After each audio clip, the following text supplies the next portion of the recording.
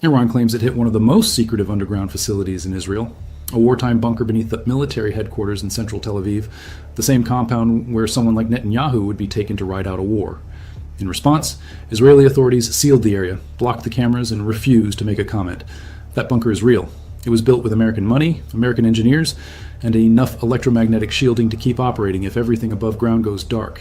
In the next couple of minutes, I'll show you what really happened, and you'll see why Israel wants it to stay hidden. Quick before we continue, thanks a lot for tuning in. Your support is what keeps this show going, and I appreciate you watching. As always, please make sure you're subscribed and like the video so more people get to see this. Now let's get to it. We are now past day 10.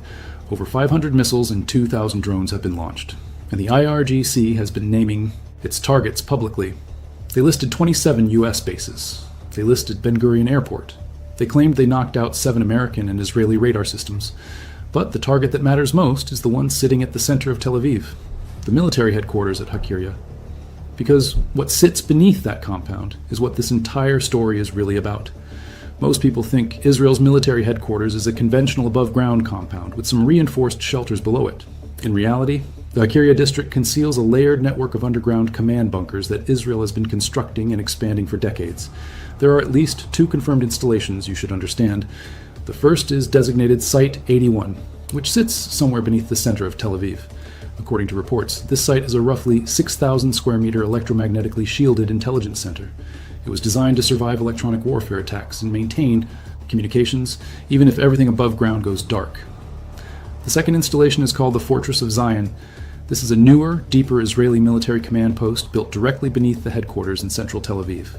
The New York Times was given access and described a nerve center where roughly 70 people sat at multiple levels facing wall-mounted screens tracking live strikes.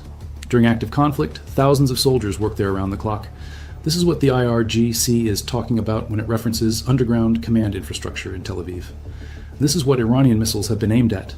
Now here is where we come back to the precedent that makes the current claims credible, or at least worth investigating seriously. During the 2025 12-day war between Iran and Israel in June, a conflict that killed 28 Israelis and hospitalized over 3,000, Iranian ballistic missiles struck the north tower of the Vinci apartment complex. The entire impact zone was sealed. No cameras were allowed. The Jerusalem Post later reported that the missile landed, in their words, a stone's throw from Netanyahu's office, which at the time was known as Building 22.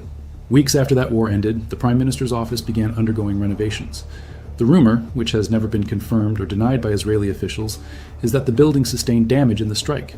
To this day, Google Maps blurs the satellite imagery over that section of Tel Aviv. On Leonardo da Vinci Street, directly in front of the towers, Google does not offer Street View. Russia's Yandex Maps does the same thing, censoring both imagery and location data for the Da Vinci complex. France 24 conducted an analysis and concluded that Israeli media coverage of the Da Vinci strike had likely been deliberately delayed. Haaretz waited a full 2 weeks before publishing anything about the hit, even though photos had already circulated online. So Iran targeted this exact area once before. The damage was sealed off, the media was blocked, the satellite data is still censored, and now, in March 2026, the IRGC is claiming it hit the same zone again. We will come back to the question of what that means for Israel's ability to protect its deepest command layer, but first, you need to understand the scale of what has been raining down on central Israel over the past 10 days. On day 1, approximately 90 ballistic missiles were fired at Israel. Day 2, around 60. After that, roughly 20 per day, arriving in smaller but more frequent volleys. The pattern has changed. The individual salvos have gotten smaller, but the weapons themselves have gotten bigger and more destructive. By March 5th, a military source told Iran's Fars news agency that the country had launched more than 500 ballistic and cruise missiles and over 2,000 drones. Iran claims 40% of that firepower was aimed at Israel and 60% at American positions across the region. On the opening night, a complete Iranian ballistic missile, a full warhead carrying several hundred kilograms of explosives, struck directly beside a Tel Aviv apartment building. And on the 1st of March, the deadliest single strike of the war so far hit Beit Shemesh. A missile carrying roughly 500 kilograms of explosives collapsed an underground civilian bomb shelter that was accessible by 2 flights of stairs. 9 people were killed. Investigators later concluded that even a fully compliant shelter would not have survived a direct hit of that force. The interceptor that was fired at that missile missed. No mechanical failure was found. The system engaged, it just did not connect. That detail matters, because it gets at the core debate running underneath all of this. The White House claims that Iranian ballistic missile strikes dropped by 90% between day 1 and day 6, crediting American and Israeli operations against Iranian mobile launchers inside the country. But even with that reduction, missiles are still breaking through. As of March 8th, 4 confirmed major impacts have hit the Israeli home front: Tel Aviv, Beit Shemesh, Beersheba, central Israel.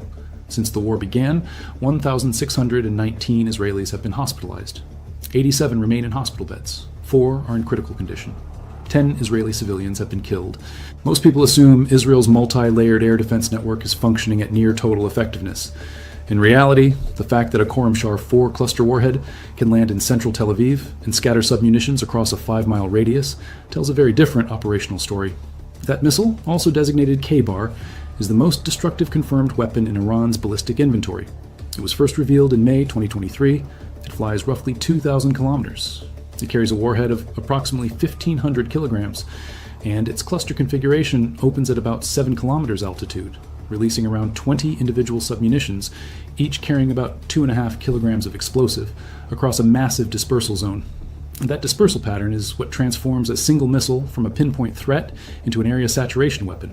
For a densely built zone like the Tel Aviv metropolitan core, that changes the defensive math entirely. The IRGC confirmed it deployed this weapon during what it called the 19th wave of Operation True Promise, targeting central Tel Aviv, Ben Gurion Airport, and the 27th Air Base of the Israeli Air Force, with warheads weighing 1,000 kilograms.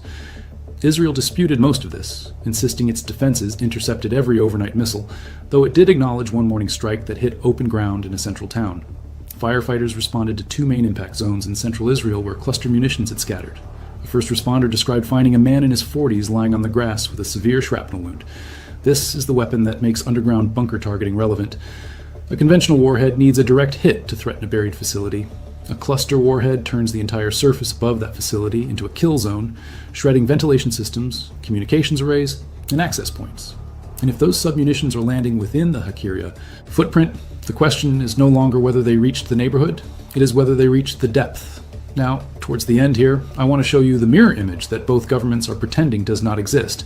Because while Iran is claiming to strike Israel's underground command structure, Israel carried out the verified version of that exact operation against Iran.